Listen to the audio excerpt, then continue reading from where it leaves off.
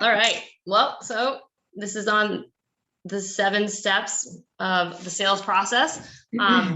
Ultimately, it really kind of goes in order. If without prospecting, you really 2, 3, 4 through 7 really is not gonna happen, because that has everything to do with what happens after you get the prospect, which is essentially the customer, which leads to a client. So next slide, Rob. You didn't do. What? You're supposed to do the Shooter McGavin thing. Oh yeah, sorry. All right. So prospecting, ways to get in, and it's prospecting ultimately is figuring out different ways to catch a big fish, or just catch a fish. So it's being creative. Ultimately, a lot of people only focus on one area, one way of prospecting.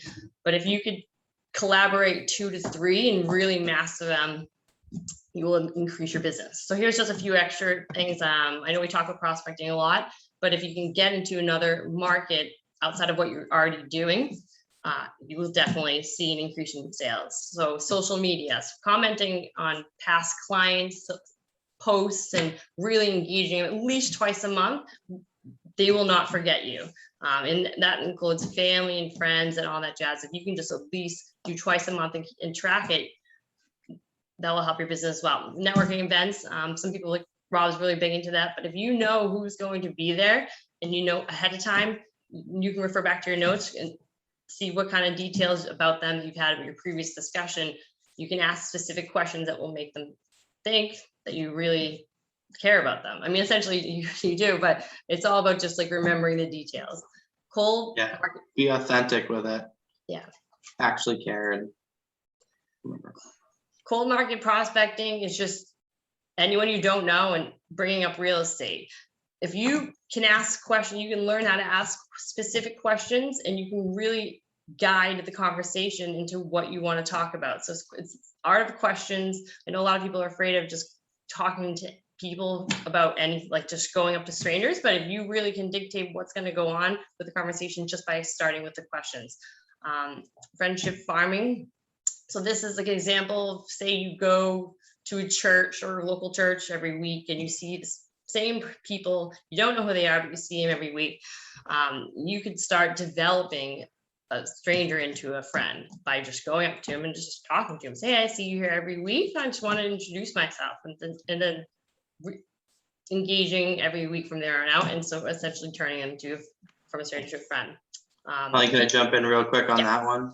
So also a good thing to do is make it a point whenever you're in where something you go to consistently, make it a point to every time you go to that event or that church or that whatever, make it a point to find someone that you have not talked to yet or have not met and go up and introduce yourself and spark a conversation. You'll be amazed how big your contact sphere will grow just by doing that one thing alone.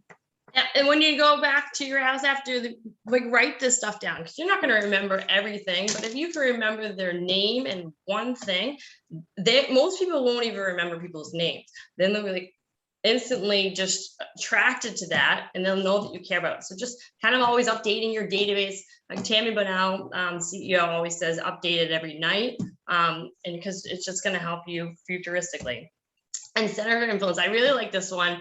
It's taking writing down 20 people that you respect in your community, so you kind of admire, whatnot. You see some of their posts and some of the things that they're doing publicly, politically, whatever, and just reaching out to them and just say, hey, I really value and like all the things that you're doing in the community. I would love to kind of just pop them up, become, be something similar to you one day. And I would love to just meet with you for coffee and get to know you better. I mean, I know it's crazy, but if you go after someone of high caliber and prestige in the community, and you build a rapport, I mean, that's just going to open up to potential good business. I mean, if you're going after someone of value and respect, that's futuristically bigger, better business. So I'm going to pause for a second. And ask everyone, who's prospecting every day? Feel free to jump in. Okay.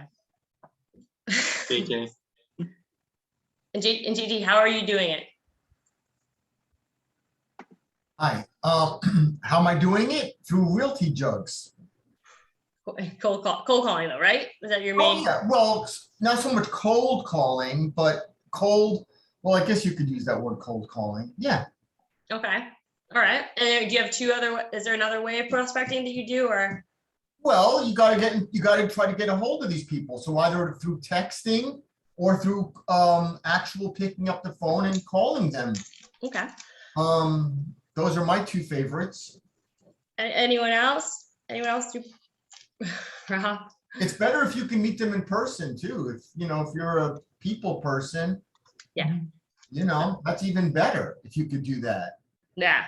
Yeah, I'm always meeting people face to face. So whether it's, in a grocery store, whether it's at a networking event, whether it's just, anywhere in the community. So that's more my thing, is just talking to people, striking conversations and seeing where it goes. Okay. One time I got a listing appointment in New Jersey in ShopRite. There was this lady and we were both looking at the same, whatever it was. And we just got to talking. I told her I was a realtor. And then she was just telling me her whole story. Anyway, make a long story short, I got the listing on her house. And that was it was like a Publix, called Yeah. ShopRite. Yeah. No, that's great. Just Honestly. open up your mouth and tell people that you're a realtor. Exactly. Okay. So next slide. A lot of times you can also do it with just having your badge on. If you're in the grocery store, it's amazing how many times people will ask you if you're a realtor, and then you can strike up a conversation that way. That's sort of a soft way of doing it. Any activities, if you're involved in golf or tennis or any kind of physical fitness, you can talk to people when you're on a machine at the gym or anything like that. It's just engaging others in somehow bringing up the subject, and it's pretty easy to do, and just general conversation. Perfect. Yeah, no, exactly. Thank you, Kim. And that's just it. It really is. It's just this step is the fundamental, foundational step for the rest of the sales process. And believe it or not, this is the most apprehensive step for a lot of realtors. This should be a daily, if you want to grow your business and really want to succeed, this should be disciplined daily actions that are going to lead to results. Because ultimately all the other things you're doing on the back end really won't lead to anything without this first and foremost step. Rob, next slide. The prospect, you want this one or the next one? Next one. Okay, so the pre-approach, and this has everything to do with once you do prospect a certain area, a certain category of people you want, or even if it's just on the fly and you just want to go out to price right and just shop right and have a conversation with people. What are you going to say and what kind of questions you are going to ask? It's not gonna lead to a sale unless you know exactly specifically what questions are gonna bring up if they're able to move or able to sell, if they're motivated. So a salesperson's job is to find the needs, preferences, behaviors, problems of the prospect. So if they don't have a need, if they don't need to buy or sell, you don't have, unless you're going to ask for another client or if they know anyone else, you don't have a prospect. If they're not motivated, so behavior. So if they do, but they don't need to sell for 2 years, or they just don't, then essentially that, if you don't need to sell right away, you technically don't really have a prospect. And this would be a situation you go back home and you put into your data or with CRM or something to follow up periodically, because 2 years they will. Problem. So if they have financial problems, the credit scores plummet and they just don't have any money to put down for a down payment, they're not a potential prospect either. So it's all about just the pre-approach, really kind of pre-qualifying them and seeing where they are in the timeline of potentially buying or selling, and seeing, and ultimately, so it's ultimately just figuring out their data and information, and then putting in your notes and following up if they are not a direct sale right away. Next one. Okay, so once they are a potential prospect and they, maybe do need to sell within 3 to 6 months, your next step is to come in contact with the prospect face to face. There's a level of negotiating power you get from, and it increases the more when you get in front of them. So the whole point of you is you want to know what kind of questions you ask, and kind of that will get you in front of them, and ultimately what kind of objections you need to handle in order to get an interview with them. This is the first level of contact, and this is the most important, because if you want to have any chances with working with this person, you have to get in front of the face and you have to really sell them on the value. But it comes with setting up the appointment. If the person's really not interested in moving or selling or anything within 6 months, I say put it in your CRM to do 3 months later, and then that's when you would approach them. But approach essentially should be something in a short time frame. It's a hot lead, and you want to be that agent that they're going to use. Rob, do you want to say anything? Yeah, so on this one, the key is getting in. So you've identified who you're looking to meet. You've pre-approached that person and qualified them as a potential lead. Now you need to get in front of them. And this is the step of how to do that. And Colleen has a lot of different closes as well that she can share with you on another day, because we're going to go deeper into this presentation on each step moving forward. But something simple here is, Colleen likes the line, hey, listen, I know you're interviewing a lot of agents, but if you don't mind, I'd like to be the last one you interview. And so that guarantees the spot, and you can then, by asking, if they don't want to tell you who they're meeting with, they'll actually be able to open up, and you'll be able to know who they're meeting with by the way that they're answering the questions that you have that we'll go over in a different training. But that's where you go here. You want to get the interview. You want to make sure you get in front of this person, so that you are able to present your product and offer the solution to their problem. Yeah, but even taking a step further outside of just saying that you want to be last, because be like, okay, in the meantime, I'm going to be doing a ton of work for you to get an accurate price on your house and see the accurate spread is. So you want to really say, and I'm going to be planning like a marketing planning systematic just for your property, make them feel special so that they do keep the meeting. And then if you're the last one, they're going to be so tired from meeting other agents. I mean, they're not going to remember who just said what, and they're just going, all right, I'm just going to sign on with you. And it's just, so it's almost like there's a strategy to it for sure. Yeah. So that's essentially the third step, is the approach. Next one, Rob. And then there's obviously, so a salesman presents the potential client with a gift at the very beginning. If you really want to solidify, so say, if this was like a $700,000 property, or if you're new into getting meetings, you could do this to kind of really set the bar high and separate you from everyone else. You could also do the question approach. In order to get the prospect interested, the salesman should ask a question. I believe in questions thoroughly, and we'll go over scripts and whatnot. But if you know how to dictate the conversation, it will only benefit you. And then the product approach, you can get some free trial or sample of the product that they evaluate. So you can just say, hey, if you use me, I'll give you a coupon for, I don't know, for the next sale or whatnot, or $500 off this sale or something, if you can't close them off your regular sale. Does that make sense? Yep. And how you determine which standard method to use is through your pre-approach with the questioning. So you'll be able to identify this person's whether they're really worried about not having control in the process. Well, then you're probably going to want to use the product approach. If they didn't really give you a lot of information in your standard pre-approach questions, then you're going to want to ask them more questions that are going to lead them to the decision of you. So those are things that you're going to find out in the pre-approach with your line of questioning. That's why it's so important to really develop your line of questioning and get used to asking the questions, listening for the answers, and seeing what path leads different people down which path. So, get really good. Really half our job is being experts at asking questions and being able to follow the path they're going to let you lead it down. So next slide. Yep, trying. Thank you. All right, the presentation, believe it or not, this is actually the most perfected perfected step of all the steps on the 7 steps.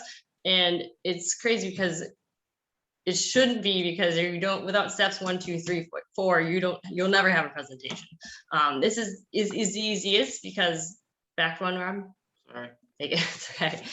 It's easiest because you can prepare, and I mean, not rightfully so. This should be the number 1 step because you can prepare, you can practice, you can dictate the way conversation is, and you can say how you are different from all the other realtors and why they should use you.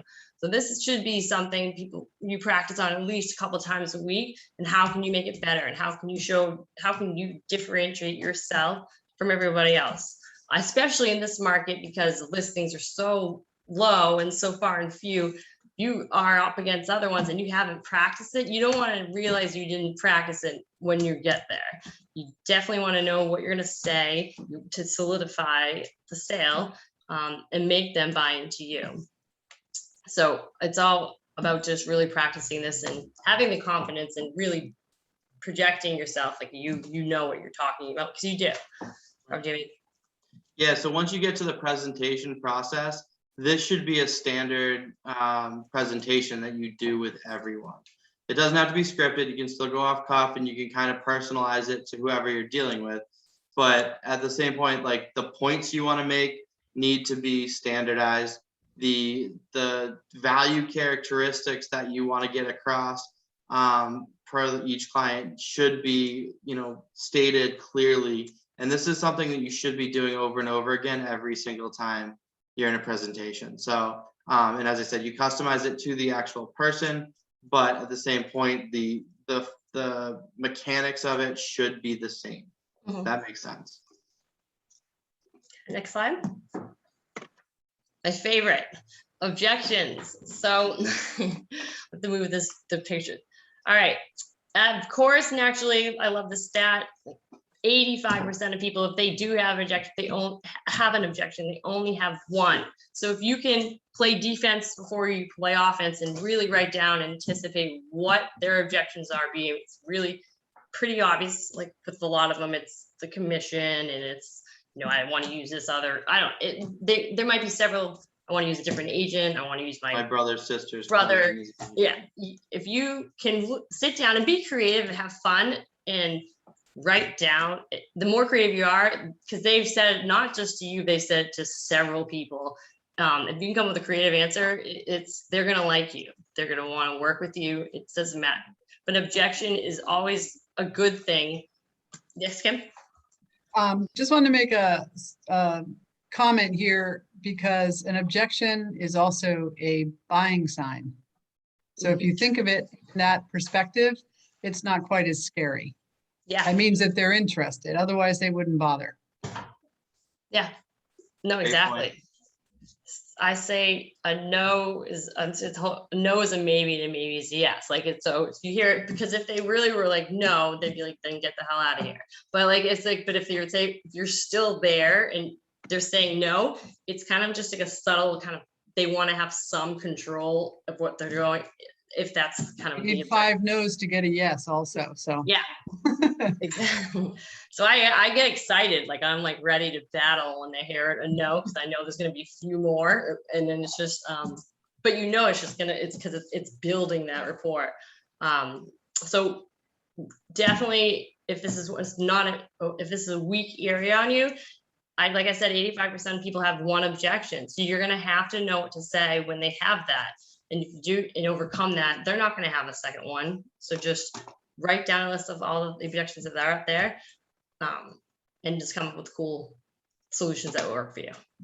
And also, Colleen and I would be happy to role play this with you if you do have a fear of overcoming objections or just not knowing what might come at you. Colleen and JT, they overcome objections every day when they're cold calling. Each of them make cold calls, 10, 15, 20 a day at minimum. And, Colleen has a personal best of 15 objections in one call. So she overcame 15 objections, just browbeat this poor lady, and then finally she met with her. So it was good. So, those are things, if you want to role play and you're afraid of what objections are out there, we can definitely help you by role playing that and kind of being the the client in that scenario, and then that way you have a kind of a free range practice. So Yeah, let us 'cause- know if you're interested in that. and maybe to be honest, because a lot of these objections are just so common, until you write down a response, it's gonna come up again. And it's gonna come up again. So I just say reflect, what can you say different? Because it will, it's common, I hear the same thing all the time with people, it's just almost I can predict it. Yeah. And play the script over in your head too. If you were the client and someone called you asking to help, buy or sell your house, what would be your objections and how would you want that handled? And then write the script kind of on the reverse end of it to see if that's something that would be able to help you out and answer those questions. So just a little thing. I mean, those are all things that, it's all about alleviating the fear, and that will be able to help you get kind of kickstarted and moving in different prospecting arenas. Cool. All right, next, Sarah. 6. So this year, the 6th step of the 7-step process, the close. And believe it or not, a lot of people are afraid at doing this. They go 1 through 5, and then they're too afraid to ask for what you've just been working on. The close is vastly important, and there are several different ways to know if it's a good timing of closing. You'll see both verbal cues and non-verbal cues. So a few verbal cues is like they're asking questions. They want to hear more. When you answer them, they're engaging. It's a genuine, it's no longer so much like it's just a business conversation. It's like an interactive, they're communicating back with you. A few non-verbal signs of you're getting close to the close is they make eye contact with you. They do the head nod, they kind of mirror what you're doing. They might laugh and whatnot, or talk to the husband or spouse and make a joke. It's like, even though it's more verbal, but they're in the right mood, and you just can feel it's a good rapport building session. I always find one of my closes is do you have any more questions? And if they don't and there's silence, that is when you can tell it's like for me, the easiest way to know when I can insert or close is when, all right, if you have any more questions, let's go ahead and proceed with the paperwork. Like, it's just assume. I'm a big fan of the assumed close. Rob just laughs at me, but I'm always going to assume business until they say no. So I always just say, all right, let's get this paperwork signed and be on our way to whatever the purpose of the meeting is, whether it be sales or recruiting. This is vital. You should definitely have a few different closes, and don't get discouraged if you throw out a close and they don't nip at it. Like, if they don't think, no, that means either you have to add more value, you didn't demonstrate enough value to them, or they might need a minute or two, like, just to think about, but just dance around, add more value, and then just ask why. What's preventing you from either working with me, preventing from signing on with me, whatever it is, just ask what's preventing you from working with me today. And they'll give you the answer, and then you overcome objection. JT, do not leave the problem. Yes. Oh my God, yes. That's my personal opinion. I mean, I've been doing real estate for a long time, and I've done more listings than you could ever imagine. And I can tell you 100% of the time that if you leave this is my experience, okay? If I left that property without them signing that listing agreement, I don't care how good it went, they didn't give it to me. They gave it to nobody, or they gave it to another realtor. So my personal experience is try to develop those skills like Rob and Colleen were saying, but if you leave that property, just know that the odds of them calling you back are going to be slim. Now that's my, my 2 cents on that. So just know in your heart of hearts, do it's okay to be a little pushy in a good way. Yeah.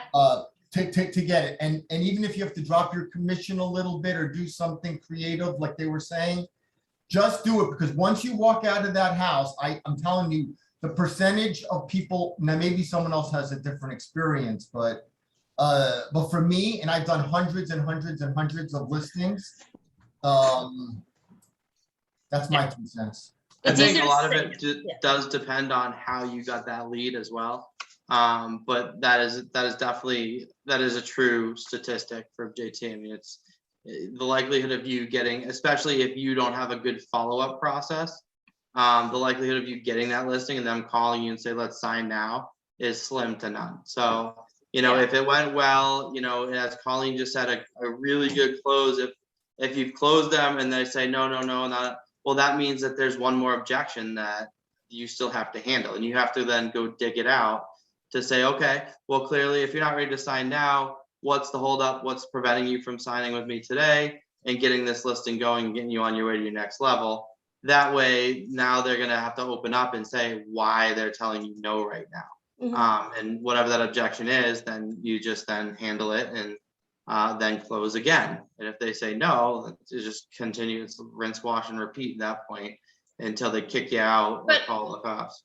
No, but also don't show them all of your tricks. Show them only like 3. Show me things that differentiate between other agents, and just show 3. And if they don't, and then see if it's a good time to close. And if they don't, just be like, well, clearly I haven't showed you enough value. This is what else I'll do, and this what else I'll do. And then you know, if you show them, and then whatever, people have different ticks, and so what they might like that you have virtual, like signs that are going to open up exposure, or they might like the fact that you're going to do round the house, like open houses, or they, you know, finding what they like. But just, I always say, don't reduce your commission if you can show the other value in other way. To have that be the very last point. All right. Well, now that's really what we talked about earlier is really importance of getting the pre-screening questions down pat, because that will dig out what's important to the client.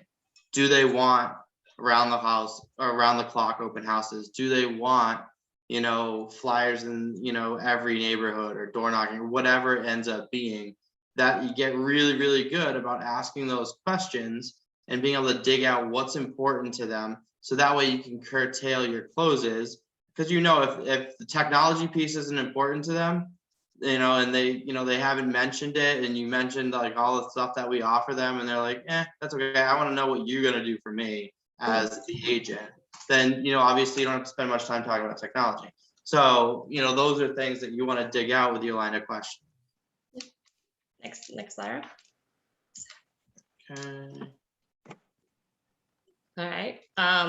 That's just, do we already, yeah, something extra. If you still can't, if they still can't win them over each, give them something extra. Be creative. This will be like the last resort, because this is extra like money. I do sincerely believe you can close people with words without giving something away. But if that's the necessary route, have a few things as like the last thing that you're gonna do to try and inevitably get it. A sale is essentially better than no sale. So if it costs a little money to get, then so be it. Okay, next one. Okay, the follow-up. This obviously, so whether you just, most of the time, so with this specific presentation, this is all about following up after sale is done. It's not, the sale is not done once you go to closing. It's really just, you really want to show that you are different than other agents, and you want to make sure that you follow up, and it's the Brian Buffini 3-3-3. Follow up 3 days, 3 weeks, 3 months. 3 days, you want to make sure, hey, I want to make sure I didn't drop the ball on anything. How are you liking? Do you love the place? Are you moved in yet? It's just showing them that you just want to make sure that they're in a completely new place, or they're completely moved on to a new area. But this is for more so buyers. And you just want to make sure that you did your job, and you're solidifying it. But also, this is a good time to actually ask for referrals, because this is when they're talking with everyone about what just happened, and you just want to make sure solidify it. Oh, you know, my agent was fantastic, and this really will solidify the fact, because you're following up on them. 3-3-3, 3 weeks, same thing. Follow up, see if they're moved in.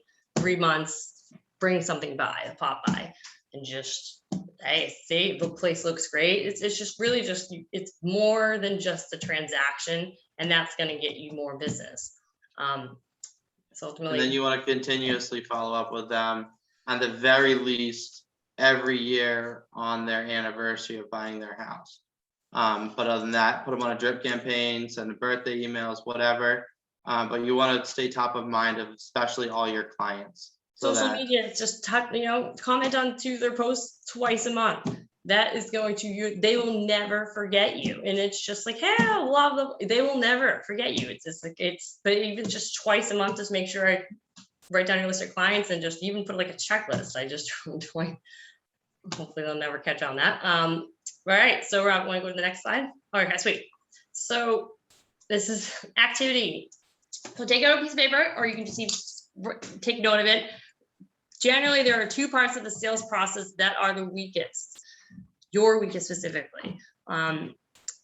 Whether prospecting, pre-approach, just take a minute to write them down. So just write down the two that you feel like you're the weakest at.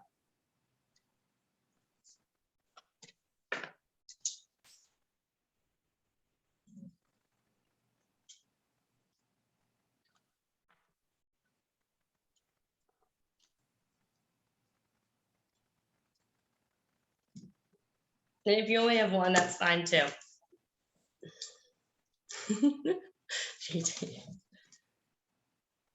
Okay, all right. So if we're gonna open up discussion, we'd like to hear exactly, if you don't mind sharing.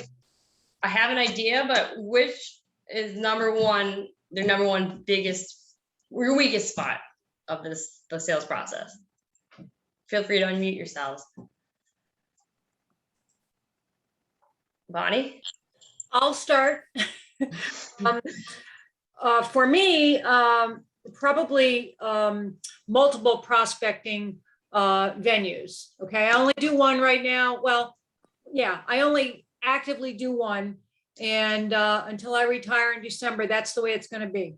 For me, when you were speaking about objections, I realized that I've never really had to deal with any, because the business that has come to me so far has been for me, like they came to me. So I've never had to say, you know, so I was thinking about what you said. I said, geez, I've never done that. So that's going to be a good exercise for me to do objections with you. Go ahead. I'll bring this up later. Go ahead. Oh, no, that's great. Honestly, I think it's because you've worked with people personally. I'd say if you'd open up your second form of prospecting, I'd say do more cold stuff, and inevitably it'll help you work on your objections. And then you're just going to be so much more well-rounded as a sales agent. Well, the only what I would call cold stuff that I do is when I go to these events that I go to, I try to sit at a different table, people that I don't know, talk to them about, eventually talk to them about what I'm doing in a roundabout way. That is pretty much only cold stuff I do. I don't make any phone calls. I don't do anything like that. But I am going to start wearing my tag in the grocery store. I like that, Kim. Good one. That's a good one. Yeah. Excellent. All right. We'll take note of that. All right. Anyone else? I'll jump in. This is Lauren. Lauren? I'd say the presentation for me would be probably the hardest. Oh, wow. Okay. And what's your second, or weakest or second hardest one? Prospecting. Okay. So have you practiced the presentation?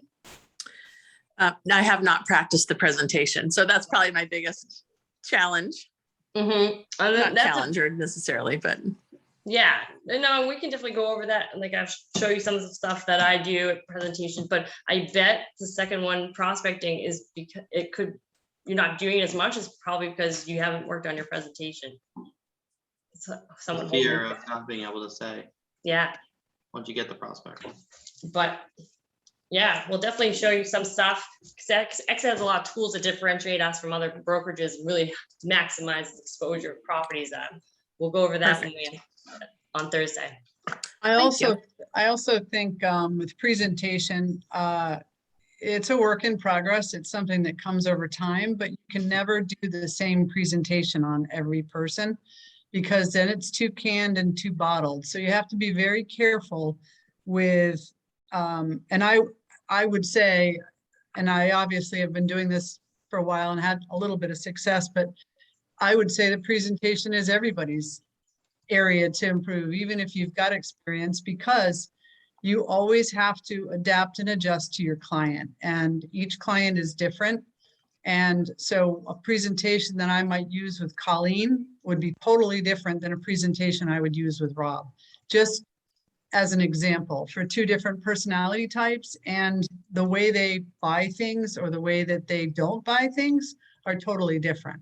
And you're not going to be a perfect fit for every single client that you work with. In regards to JT, got to sign that contract before you go. I would love to say that that's true. And yes, it is something that we shoot for, but it doesn't always work that way. Sometimes that can be too pushy for certain individuals, and you blow yourself out of the water when you do it. But you should still try.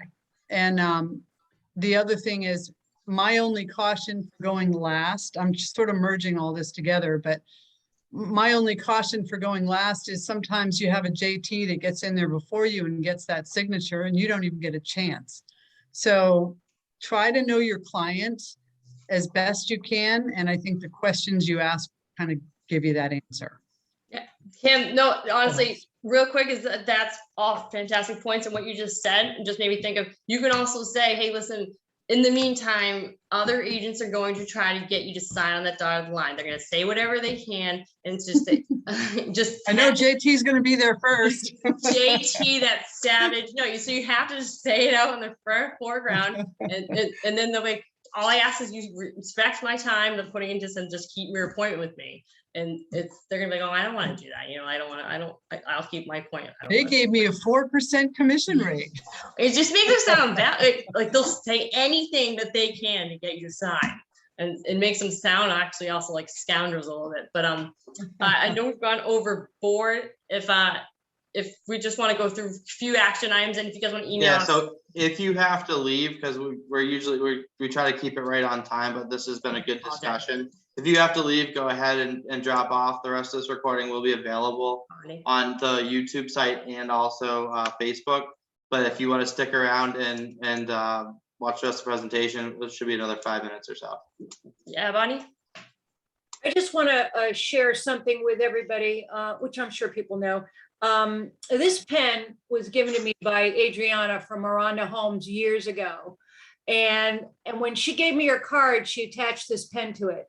I'm going to do the same thing. When I give I know it's going to cost me. Well, when I give out a card from now on, I want to, you know, put a pen on it. And it's a gift, you know, and I think I always remembered this stupid pen. Okay. And Colleen, could you share in writing a list of objections, not the answers, but just a list, like a common objection list? Sure. I'd like to try and I want to write on it and see what I can come up with, and then I'll let you look at it. Definitely. I'll send them out to you guys today. Of course. And yeah, so we have action items because ultimately you're going to forget everything from this whole presentation if you don't try to put it into work. So discipline yourself to do 2 hours of prospecting every day. And I'm going to add an extra thing to that is do a different form as well. So just do 2 different kind of forms of prospecting, the one you usually do and something else, and just track your results, see where it goes. Improve on 2 to 3 things in your second weekly's category and put them in active today. So that means if you don't have like a presentation, then just practice it at home. Just practice it like you're really going through it. And then practice it on your pets. Yes.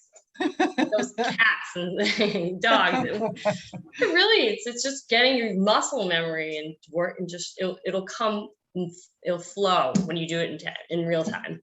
And put a list of your sphere together. I know we beat this into everyone's head, but it is so vital to have this, because then you can start working on it and really dissecting it and seeing where people are in the process, where they might be. They haven't bought in 7 years, maybe they might now. It just really just get them in because they want to help you. But if you could kind of analyze it and offer opportunities to them that we weren't even thinking of, it could lead to a definite sale. I mean, my uncle in Virginia, I was like, hey, you ever thought of investment property? Like, he has all this money to play with. Like, I always say, like several of my family members just buy silly things, and I'm like, why not get another investment property? So just really just kind of know your sphere, you know them already, and can you offer them opportunities? And email Rob how many people are in each category. Any questions? All right. Excellent. Well, thank you guys for your time. We'll stick around for a couple of minutes Hey, and I have whatnot. a question before we leave. Hi, by the way. It's Elizabeth. Hi, Um, Elizabeth. I know I came in a little late, but one of my things have been just bringing up the pre-qualification. I know it's obviously something you need to do just to avoid wasting time, but I just never seem to find myself to be like, oh, well, I need to, before showing you a home, I need to know you're pre-qualified so you won't be wasting my time. Obviously, you don't say it like that, but I could never, is there a proper way? Like, what do you recommend? How would I go about that conversation or bringing it up? Rob, do you want? Yeah, so, if Kev, if you want to step in too, I know you've dealt with this one specifically, but, so there's different stages of your career that you're going to feel more comfortable with different things. Because right now it's the fear of loss of the client. If you say, hey, listen, I can't take you around until you're pre-qualified, or prove that you're pre-qualified, then, you're going to fear that you're going to be losing that client. Whereas, once you get a little more comfortable in a career, you've got to make sure that you're setting that expectation of, hey, listen, I definitely want to help you. I really want to, make sure I find you your dream home. But at the same point, I don't want to be wasting your time, my time, or anyone else's. So you need to take that initial first important step of getting pre-qualified and making sure we have that on hand, because especially in a market like this, if you don't have that and you find your dream home, you very well could miss out because you're waiting on that pre-qualification letter. So that's a good way of approaching it, of giving them the fear of loss, because if they don't have that piece of paper, you cannot submit an offer until you have that anyway. So if it's delayed, or proof of funds if they're paying cash. So that's a good way of kind of approaching that with clients, is just saying that simple spot, that one line is, I have to present my offers with a pre-qualification letter or proof of funds. So we just want to make sure we're going to give you the best chance of winning the bid when you find a house that you love. One of the things that I always say is, I'm working with a new client, is really kind of started off with, when we find the property of your dreams, we're going to need to, to be totally prepared, especially in this market. And do you know if you'll be paying in cash, or would you be needing to finance? So you get the answer to that question first. Oh no, I'm going to need to finance, or I'm a VA, or I'm a this, or no, I'm going to be paying in cash. Because if they're paying in cash, then, it's just a matter of what do you feel your comfort range would be for properties for us to start? Are you looking for 1 to 200, 300, whatever it might be, 700 to 800, whatever. Excuse me, I'm sorry, but with that example, the one you're giving right now about someone paying cash, you would still need a proof of funds, correct? Right. Correct. Or a letter from their banker on letterhead stating that they have enough money to be able to afford that transaction. Oh, okay. So And that would be something you'd present with the offer, but you wouldn't necessarily need it up front. And I never asked for one up front. You can, but you kind of get a sense of what your client is by the series of questions that you ask. The other question that I would ask, if it's cash, then you kind of go in one direction. If it's going to be financing, then you would ask them if they have a preferred lender that they've already gotten a pre-approval with. So there, right there, you've already asked the question.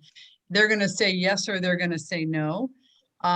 Or they'll say, well, I want to work with Wells Fargo, or I want to work with, and I always, when I hear the big banks, the hair goes up the back of my neck. And I say, well, that's fine. Is there a reason you prefer Wells Fargo? Oh, I have I can't. Losing you. a checking account with them or whatever. Okay, I need to say that it might be in your best interest to check with 2 or 3 different lenders. And I always suggest people go to here or there, whether it's Caliber or Academy or wherever it might be that you recommend. And, and the reason for that is because they have multiple different products that they can sort of tailor meet everyone's needs versus like the big banks who are more you're a number. And they usually have one product that they can offer. And to be quite honest, they screw stuff up more than Yeah. make it work. So those would be my suggestions to you, but it's part of the conversation and just get comfortable in asking it. You don't have to be threatening. I'm not going to work with you if you don't blah, blah, blah. Just ask them the questions conversationally, get to know them, see how they answer, ask the W questions, what, why, when, whenever, what's their time frame, how long they looking, and you'll start to kind of feel for what they're capable of and what they're not. Yeah, no, exactly. Awesome. Thank you, Thank you. Kim. Bonnie. The only thing that I would add to what Kim just said, which is all great, I will just basically ask them if they're pre-qualified, and if they're not, I will say, well, let's go through that process, because we need to know what you qualify for, so we don't have some disappointments down the road. And that's kind of the line I use, especially with new buyers. They don't even realize that. People that have bought houses before understand that concept, but newer buyers don't. They don't even think of that. Oh, Yeah. what do I qualify for? So that's what I do. Yeah, And no, that's that's, really good advice. it is. It's really just, I always just say, all right, before I start sending you properties, I would say the next step is let's get you pre-qualified. Just say as a matter of factly, they don't know. And and once you know their time frame is, if it's fewer than 3 months, they're gonna have that. And then talk about how crazy the market is. So it really is. It's once you know the right questions to ask, and say it matter of factly and practice it, and you'll have it next time you. Yeah, and it's also you're gonna find your own style, what's comfortable for you, because at the end of the day, it's really how you present it and approach it. And if you're trying to do an approach that you're not totally comfortable with, that's gonna come out, and then it's gonna seem awkward, and that's when the awkward feeling is gonna go back and forth.